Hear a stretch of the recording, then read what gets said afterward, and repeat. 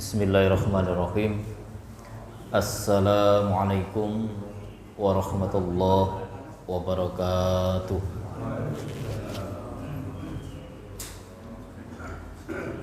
Alhamdulillah, wassalatu wassalamu ala rasulihil mustafa wa ala alihi wa sahbihi wa mawala. Ashhadu an la ilaha illallah wahdahu la syarikalah wa asyhadu anna Muhammadan abduhu wa rasuluh.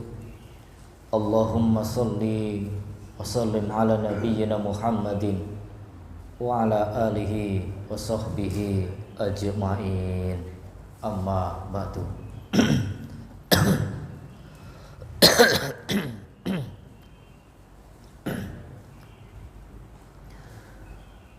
Bapak Ibu jamaah yang dirahmati Allah, di awal pembukaan kita mulainya dengan mensyukuri atas nikmat yang Allah anugerahkan kepada kita, dengan kesyukuran yang benar-benar kita wujudkan secara real, yaitu kita memanfaatkan waktu yang Allah berikan kelonggaran untuk kita, sehingga insya Allah kita tergolong sebagaimana sabda Rasul, khairun nas man anfa'uhum linnas. Dan juga berharap akan amal soleh yang kita lakukan senantiasa diberikan sebuah nilai yang termulia di hadapan Allah Subhanahu wa ta'ala. Amin. Salawat dan salam semoga tetap terlimpah kepada junjungan kita Rasulullah Muhammad sallallahu alaihi wasallam. Baik Bapak Ibu jamaah salat subuh yang dirahmati Allah, untuk lanjutan kajian dari kitab Lu'lu' wal Marjan, kita masih membahas tentang Kitabul Masajid wa Mawadhi'is Shalah, ya, kitab tentang masjid dan juga tempat-tempat sholat. Baik untuk babnya, yaitu babul dzikri ba'da shalah, bab yang menjelaskan tentang zikir setelah sholat. Hadis lanjutannya yaitu 342. Hadis Ibnu Abbasin radhiyallahu anhu qala kuntu a'rifu inqidha'a sholatin nabi sallallahu alaihi wasallam bitakbir. Hadis yang bersumber dari Ibnu Abbas radhiyallahu an, ia berkata, kata beliau, kuntu a'rifu inqidha'a sholatin nabi sallallahu alaihi wasallam, saya ini mengerti, paham selesai sholatnya Nabi sallallahu alaihi wasallam, yaitu beliau membaca takbir. Nah, ini beliau membaca takbir. Baik jamaah yang dimuliakan Allah Subhanahu wa taala. Nah, ini sepengetahuan Abdullah ibnu Abbas. Kita paham bahwa Ibnu Abbas itu seorang sahabat sighar, sahabat yang paling muda dan paling usianya paling kecil. Nah, pada zaman Nabi tentu Ibnu Abbas itu bukan puluhan tahun, tapi bilangan 1 sampai 10. Yang sebelum beliau hijrah ke Madinah itu Ibnu Abbas masih usia 3 tahun. Jadi Rasul hijrah dari Mekah ke Yathrib yang disebut dengan Madinah itu, Ibnu Abbas masih usia 3 tahun. Nah, kemudian Rasul berada di Madinah 10 tahun. Nah, maka dari usia yang sangat kecil itu ikut hijrah juga ke Madinah pada usia kurang lebih 7 tahun. Kemudian berjumpa dengan Rasulullah, usia yang sangat minim itu ternyata punya kelebihan. Di antaranya sebab yaitu Rasul mendoakan beliau dengan doa Allahumma faqihu fiddin. Ya Allah, berilah kefahaman kepada agama atas anak ini.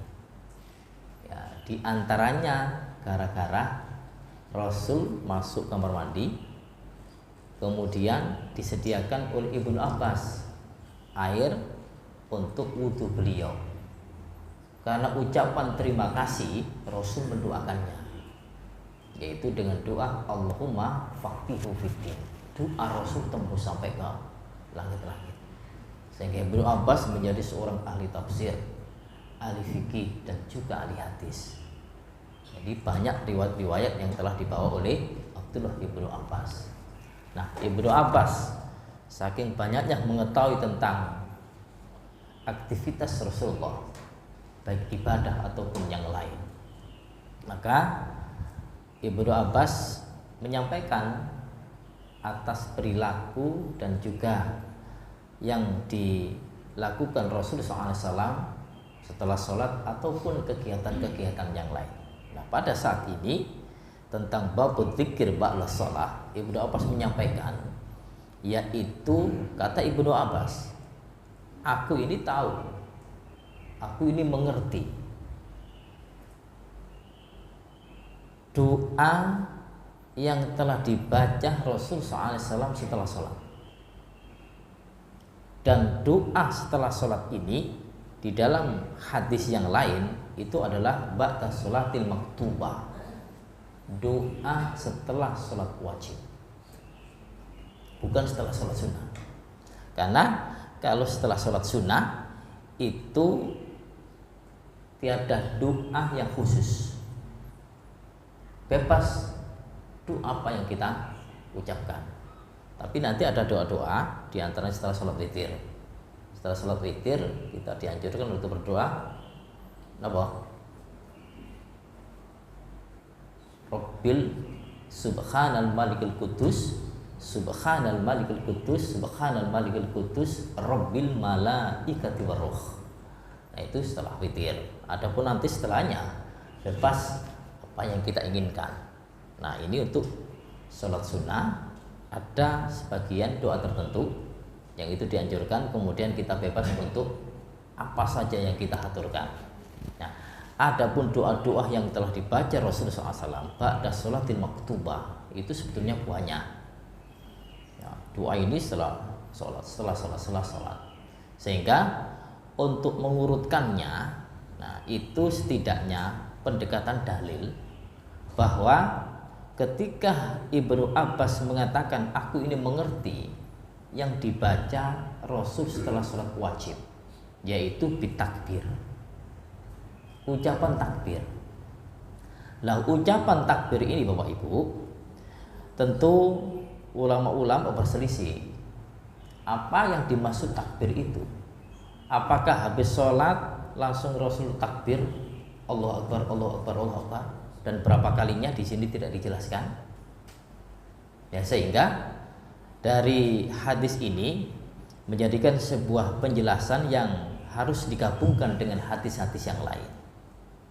Ketika Lasna ad-Daimah di keputusan Saudi Arabia, ketika ditanya bagaimana Rasulullah SAW doa setelah sholat maktubah, maka Lajna ad-Daimah itu menjawab bahwa Rasulullah SAW setelah sholat maktubah, yaitu karena Rasulullah SAW idan sorofah min sholatihi, Rasul itu setelah selesai dari sholatnya istighfar salasan, istighfar sebanyak 3 kali. Dan istighfar ini Bapak Ibu bukan istighfar gitu. Jadi astagfirullah. Nah, di dalam riwayat Muslim astagfirullah, astagfirullah, astagfirullah sebanyak 3 kali. Adapun nanti tambahan astagfirullahal azim, ini tambahan. Nah, ditambahi sendiri oleh sebagian ulama Sehingga astagfirullah hal ditambahi sifat agungnya Allah. Namun sejatinya di hadis itu cukup astagfirullah, astagfirullah, astagfirullah 3 kali. Nah, itu jawaban. Nah, ada imam ketika ditanya tentang bacaan sholat setelah bacaan doa setelah sholat wajib istighfar. Lantas setelah istighfar 3 kali itu waqala, dan Rasul juga berdoa, Allahumma antas salam wa minkas salam tabarakta ya dzal jalali wal ikram. Nah, ini doa yang sesuai dengan hadis riwayat Muslim. Ya, hadis riwayat Muslim. Lantas bagaimana penjelasan hadis ini? Bahwa Ibnu Abbas mengatakan, aku ini mengerti bacaan yang telah dibaca Rasulullah SAW setelah sholat wajib. Maka beliau membaca takbir di sini itu adalah kaitannya dengan ketika Rasul membaca istighfar, kemudian Allahumma antas salam di hadis yang lain, karena hadis itu terpisah, ya, lepas-lepas. Di hadis yang lain Rasul ada yang menambahi Allahumma la mani'a lima a'taita wa la mu'tiya lima mana'ta wa la yanfa'u dzal jaddi minkal jatuh. Di hadis yang lain Allahumma a'inni ala dzikrika wa syukrika wa husni ibadati. Nah, kemudian beliau menggabungkan tasbih wa tahmid wa takbir. Untuk tasbihnya salasah wa salasin, sebanyak 33 kali. Tasbih 33 kali, kemudian tahmid 33 kali, dan takbir 33 kali. Sehingga Bapak Ibu, bahwa peletaan dan maksud dari hadis, Ibnu Abbas mengatakan, aku ini mengerti tentang doa atau zikir yang telah dibaca Rasulullah SAW setelah sholat dengan takbir, itu gabungan hadis, yaitu subhanallah, alhamdulillah, Allahu Akbar itu. Nah, ini dengan ucapan takbir itu. Lantas bagaimana kedudukan teks hadis ini? Nah, ini diduga Ibnu Abbas mengerti dan mendengar takbirnya Rasul, sehingga yang diucapkan yang didengar beliau. Nah, itu salah satunya. Kemudian penafsirannya, maksud takbir di sini Ibnu Abbas tidak memerinci tentang ada tasbih, ada tahmid, kemudian ada takbir. Maka ulama menempatkannya yaitu gabungan tadi, tasbih, tahmid, dan takbir. Nah, kemudian la ilaha illallah wahdahu la syarikalah lahul mulku wa lahul hamdu wa huwa ala kulli syai'in qadir. Ya, doa-doa setelah sholat itu banyak. Ya, banyak. Kadang juga Rasul membaca ayat kursi, kadang juga membaca trikul atau qul huwallahu ahad itu. Nah, itu doa-doa. Nah, doa-doa ini Bapak Ibu, bahwa itu setelah sholat. Sehingga bagaimanapun untuk setelah sholat wajib, maka kita dianjurkan untuk doa. Kalaupun toh untuk banyak doa, maka kita pun juga untuk berkenan atas sunnah itu, tentu kita akan banyak doa-doa yang telah kita dapati bagaimana Rasul SAW membaca doa. Nah, ini anjuran. Dan anjuran ini kita letakkan setelah sholat wajib, tidak pada setelah sholat sunnah. Ini sholat sunnah itu bebas. Ya, mantu sholat rawatib. Ya, nek kepingin tunggu nggih, tunggu sing napa ingkang kita kersakaken. Pripun?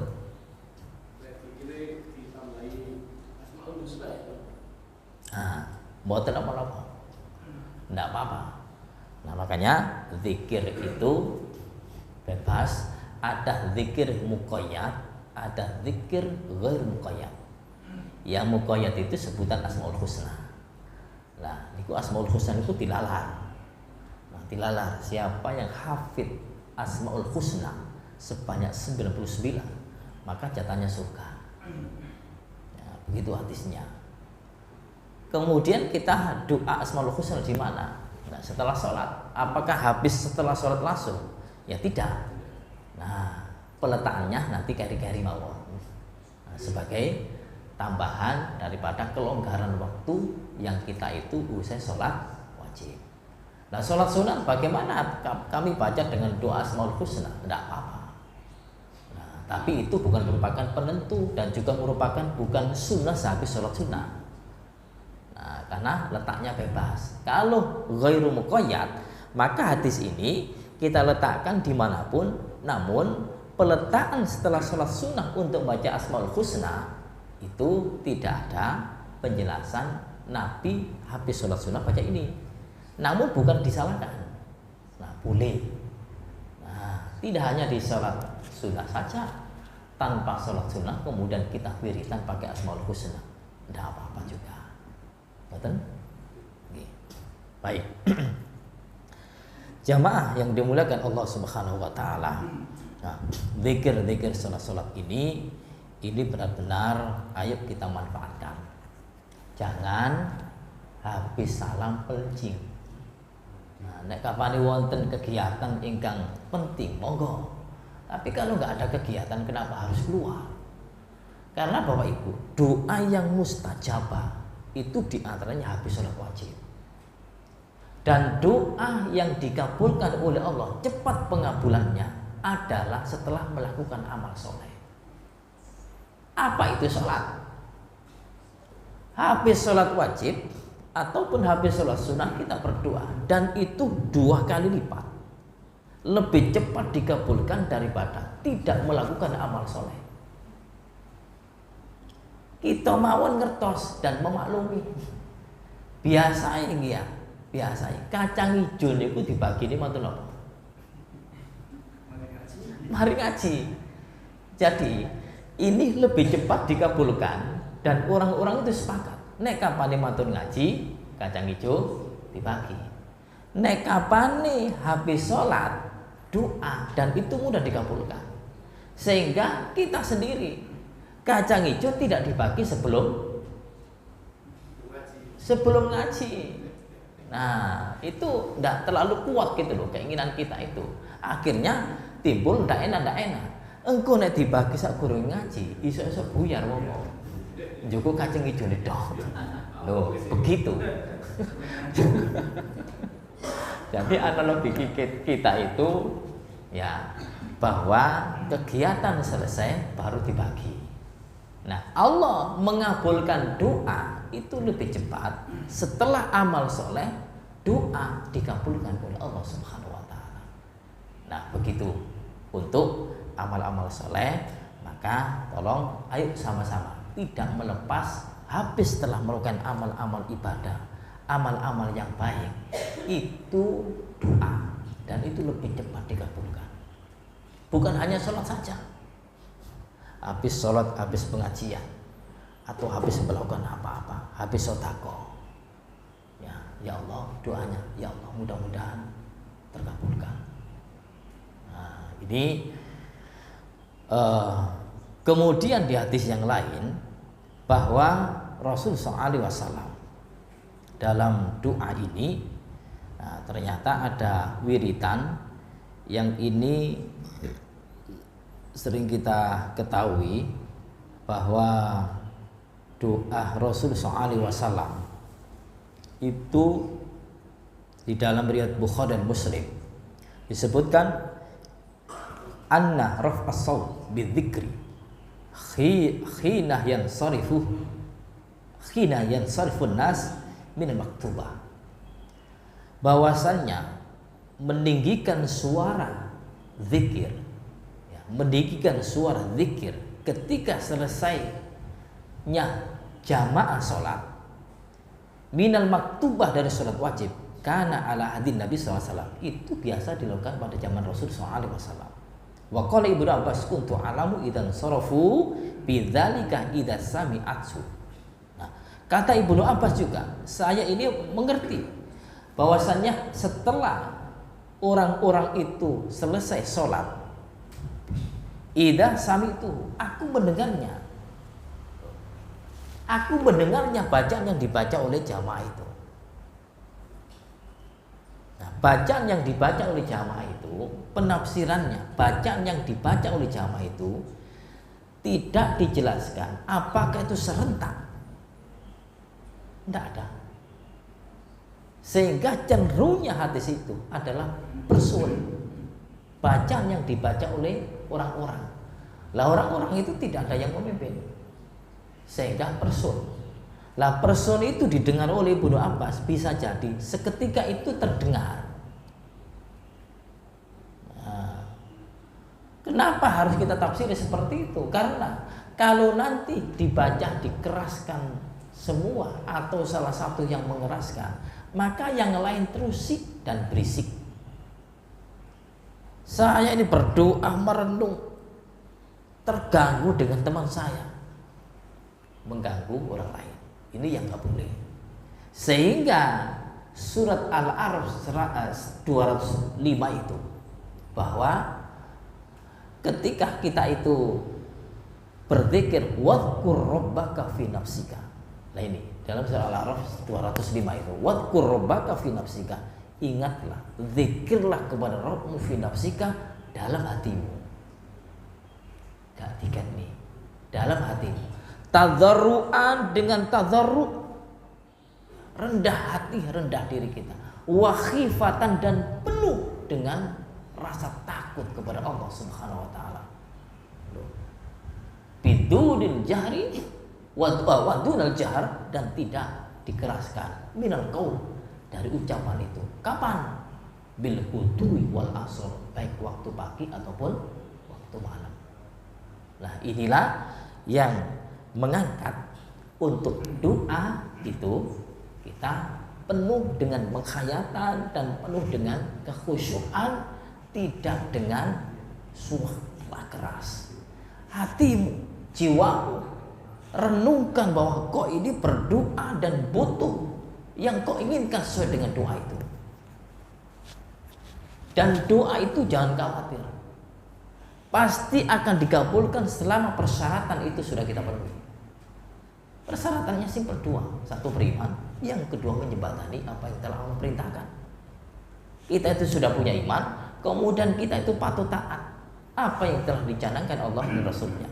Setelah itu Allah akan mengabulkan doa. Tuh, sudah kita yakin bahwasanya Allah itu mengabulkan doa. Tapi saya gak serantan menungso niku.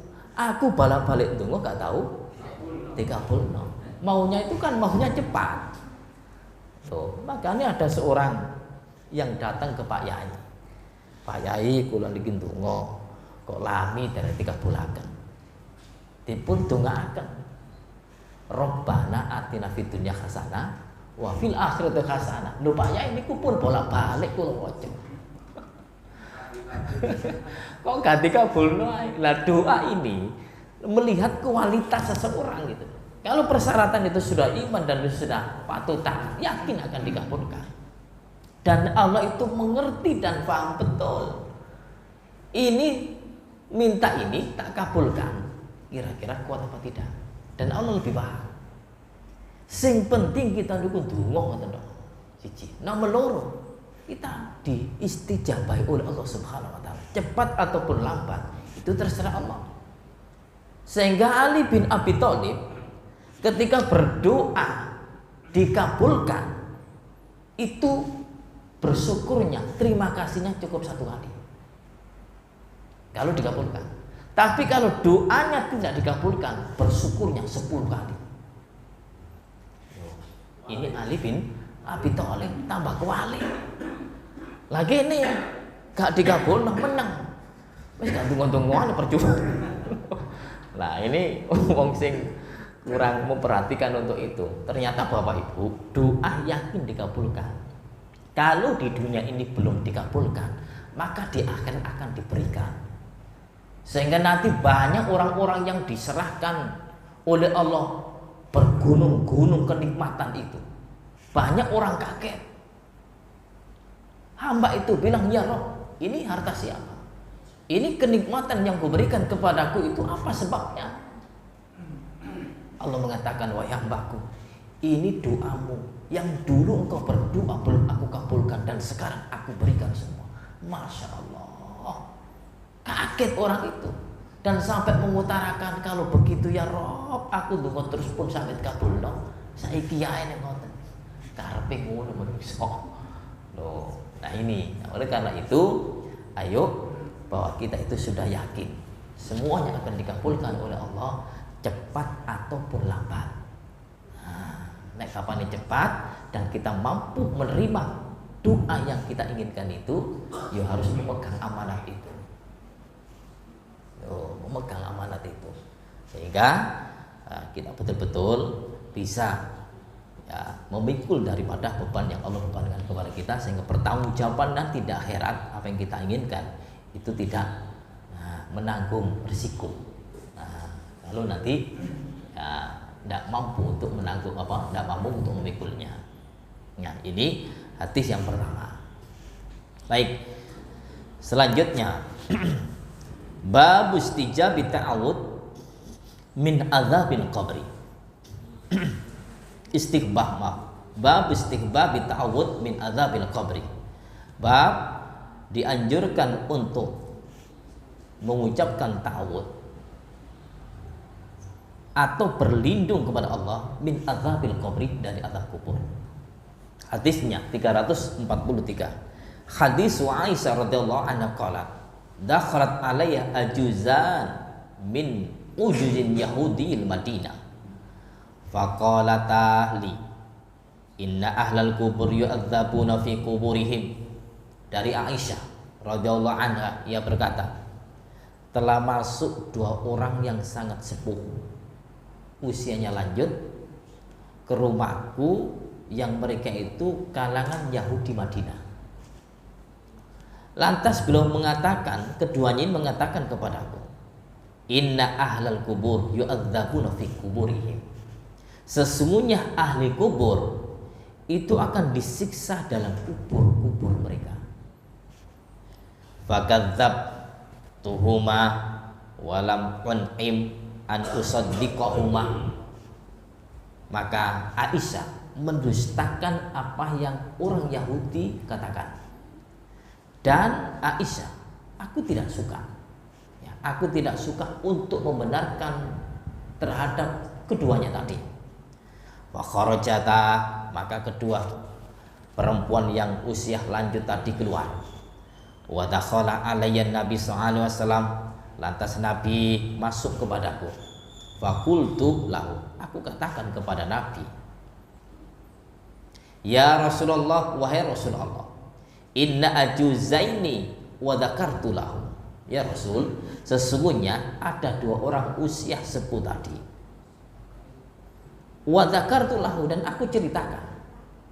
Ya, dan aku ceritakan apa yang keduanya katakan.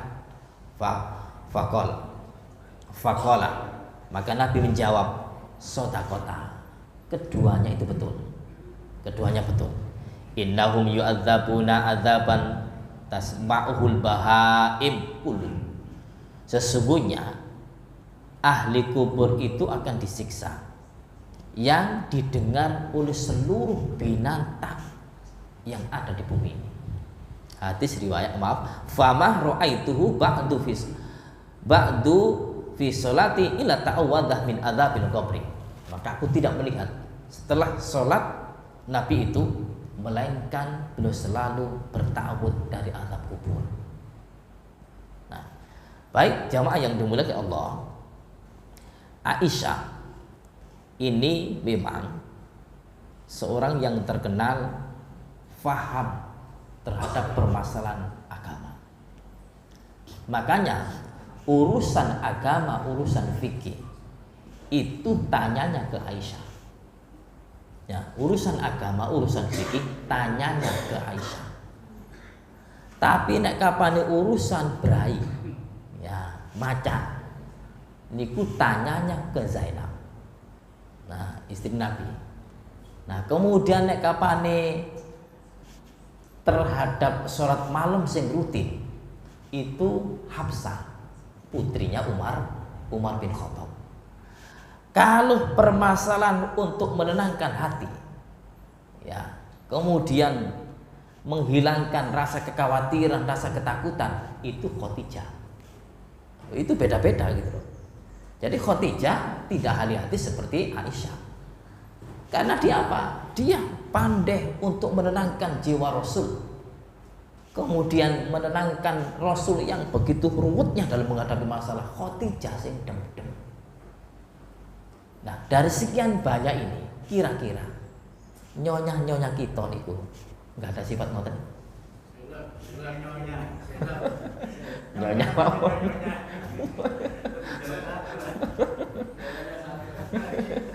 Pokoknya enggak ada sifat agama nggih wonten braine nggih wonten sing dem-dem nggih wonten.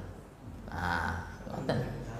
Nah, dari sifat-sifat sekian ini punya ahli masing-masing. Nah, istri kita itu Bapak Ibu yes dianggap yes punya semua walaupun tipis-tipis.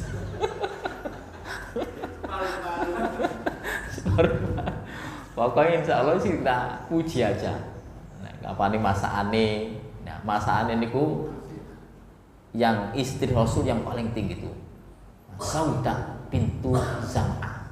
Loh, Saudah bintu Zam'ah niku tiange dhuwur. Ya, tapi usianya sudah usia. Namun nek masak wencol. Istrinya Rasulullah SAW. Makanya nek muji istri gawe rawon kok enak seperti Saudah binti Zam'ah. Nek kapan ana wong takon dijawab jenengan seperti Aisyah. Wong lanang sumpek nyambut gawe dodolan gak payu blas didem-dem ambek istrinya Khadijah. Padha karo Siti Khadijah. Nek kapan ana wong wadon, wong lanang sumpek bareng lapo mang tak tuturi balak-balik sampean gak ngreken. Rasakno dhewe. Iki gak seperti Khadijah.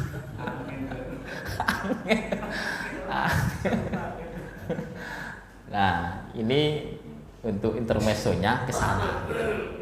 Ya, baik Aisyah ini ahli fikih. Nah, sehingga pertanyaan itu diajukan kepada Aisyah. Tapi kenapa Aisyah ini mendustakan gitu? Padahal sebetulnya Aisyah itu tahu azab kubur itu ada. Tapi Aisyah mendustakan atas apa yang telah disampaikan oleh perempuan yang sepuh kepada Aisyah, bahwasanya azab kubur itu ya memang diberikan kepada ahli kubur. Aisyah mendustakan dan Aisyah tidak suka untuk membenarkan terhadap kaum Yahudi. Alasannya adalah Aisyah mendustakan dan tidak suka untuk membenarkan Yahudi memang gak bisa konsisten. Yahudi tidak bisa menyesuaikan kebenaran yang semestinya. Kitab-kitab mereka itu sudah dirubah. Dan akhlak mereka itu sudah, kalau itu sudah benar, hanya sebentar saja. Kemudian mereka sesuai dengan keinginan mereka. Makanya Yahudi dari dulu itu ribut sampai sekarang. Perjanjian juga dianggap. Tidak boleh perang membunuh anak-anak, ya gak ngereken. Perempuan-perempuan perang itu tidak boleh dibunuh, ya gak ngereken. Sampai sekarang Yahudi itu gak karu-karuan. Nah, makanya Aisyah itu tidak suka. Apa yang telah diungkapkan oleh Yahudi semestinya itu betul, tapi Aisyah tidak bisa untuk mengatakan Anda benar. Ini kok tambah gede, tambah gak karu-karuan. Ini Aisyah. Kenapa? Rasul ketika dua-duanya pulang tadi Rasul masuk. Rasul itu ceritanya ini. Ternyata Rasul membenarkan. Tapi pembenaran ini tidak Rasul panggil. Kalau itu orang Muslim, pembenaran itu Rasul langsung panggil. Seperti contoh 3 orang datang ke Nabi dan yang menemui Aisyah. 3 orang tanya masalah ibadah Nabi. Kemudian dianggap ibadah Nabi itu masih kurang, sehingga yang satu dari 3 orang itu pinginnya gak nikah, yang satu lagi pinginnya puasa terus gak usah buka, yang satu lagi sholat malam semalam suntuk gak mandek-mandek. Nah, ternyata apa? Ketika orang itu pulang, Nabi masuk, kemudian dipanggil. Loh, bukan begitu. Tapi langsung dipanggil 3 orang tadi. Loh, ini dibenahi oleh Nabi gitu. Tapi kalau Yahudi tadi dibiarkan Rasulullah karena memang karakternya Yahudi seperti itu. Loh, begitu. Nah, sehingga jamaah yang dimuliakan Allah Subhanahu wa taala, perihal azab kubur itu memang ada.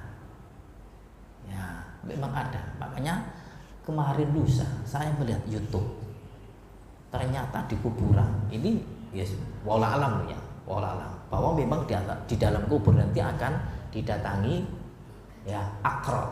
Akro itu ular yang akan menyiksa kepada orang yang ada di kuburan itu.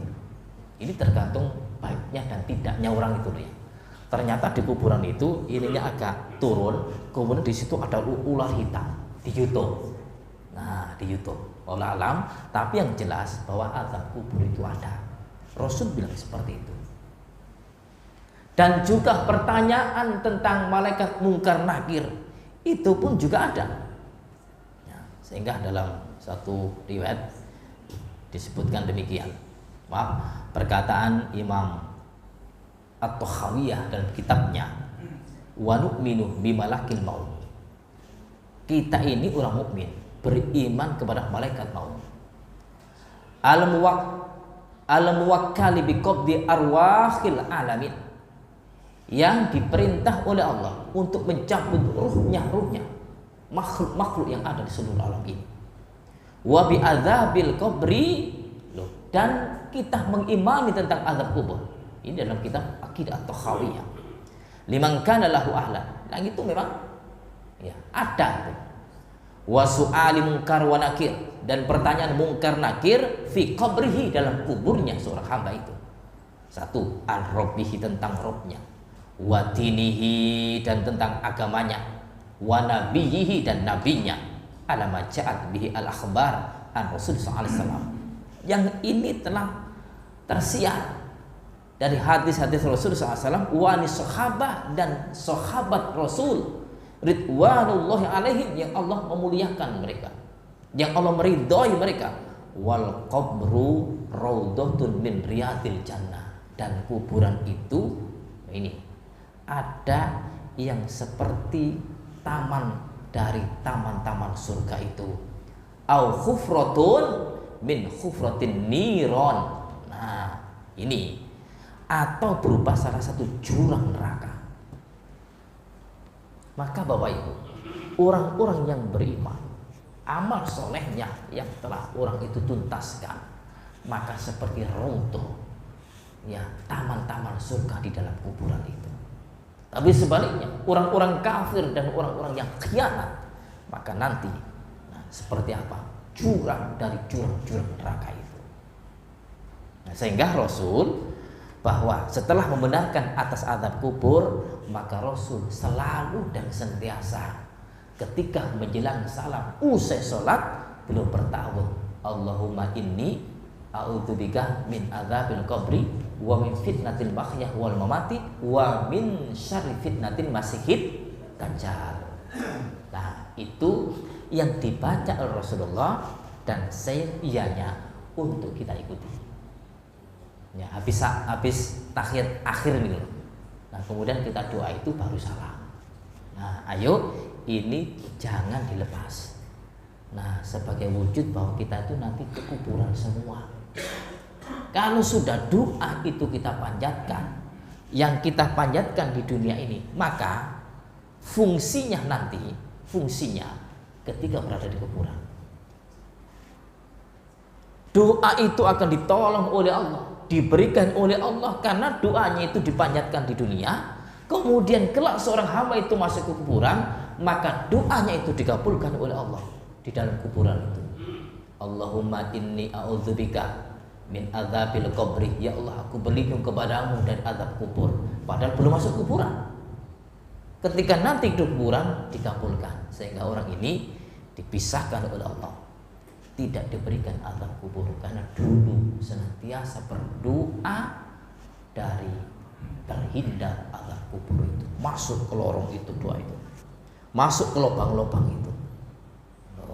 Sehingga doa yang kita panjatkan Dan doa yang telah didoakan oleh saudara-saudara kita semuslim, didoakan oleh anak-anak kita, itu masuk ke lubang-lubang kubur itu, akan dipanjatkan oleh Allah Subhanahu wa taala.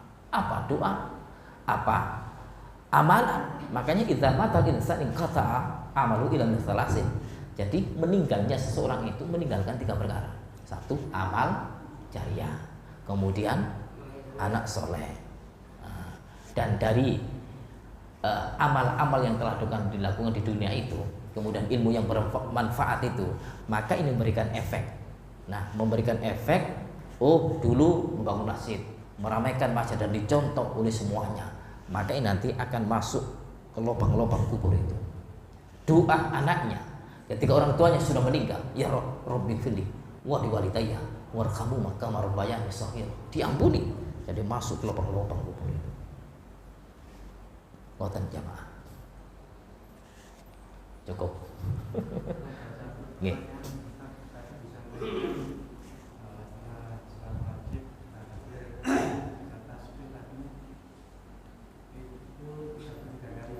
Ya.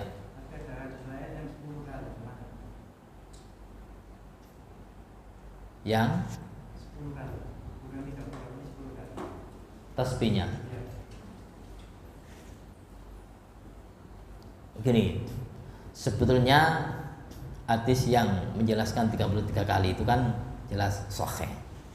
Ya, sahih. Coba dibacakan yang 10 kali. Keduanya sangat mudah, meskipun orang mengamalkannya sedikit.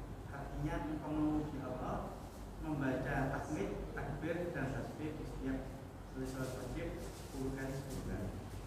Hadis riwayat Ahmad. Oke. Itu juga tidak apa-apa. Ya makanya tidak apa-apa.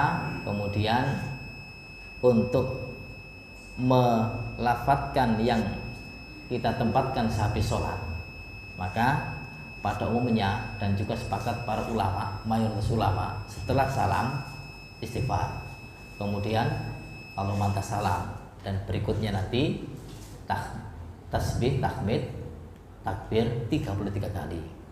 Nah, adapun nanti yang 10 kali, nah kita letakkan di belakang-belakang. Gitu, tidak apa-apa. Jadi itu juga masih anjuran. Ya,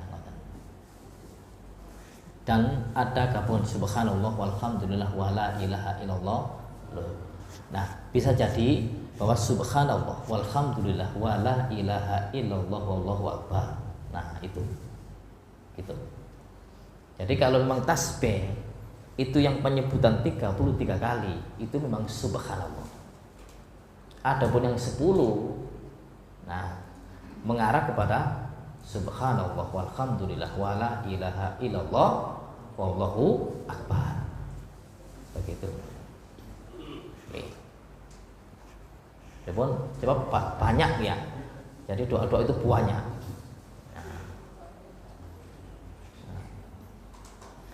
Demikian, sampun. Ya, mudah-mudahan kajian kita pagi ini selalu memberikan sebuah keberkahan untuk kita dan mendapatkan sebuah ilmu untuk kita, dan juga kita Allah berikan sehat walafiat, ya, rezekinya lancar, keturunan kita soleh dan solehah, keluarga kita sakinah mawaddah warahmah, dan hidup kita barokah dunia akhirat. Akhir kalam kita tutup dengan doa kafaratul majelis. Subhanakallahumma wa bihamdika asyhadu an la ilaha illa anta astaghfiruka wa atubu ilaik. Assalamualaikum warahmatullahi wabarakatuh.